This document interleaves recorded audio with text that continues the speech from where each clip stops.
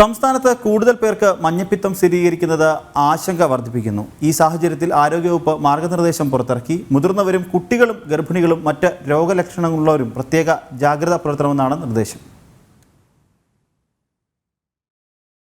സംസ്ഥാനത്ത് മഞ്ഞപ്പിത്തം പിടിപെടുന്നവരുടെ എണ്ണം വർദ്ധിക്കുകയാണ്.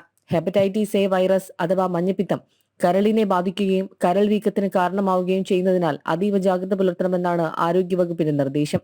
രോഗം ബാധിച്ചതിനു ശേഷമുള്ള 2 ആഴ്ച വളരെ നിർണായകമാണ്. ഇക്കാലയളവിൽ മറ്റുള്ളവരുമായി അടുത്ത സമ്പർക്കം ഒഴിവാക്കുക.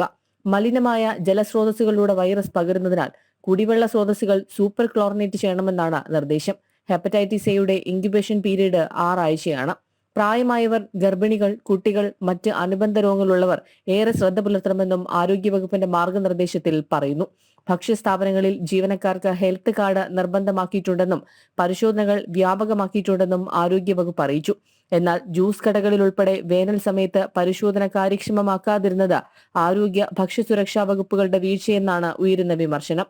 ജനം, തിരുവനന്തപുരം.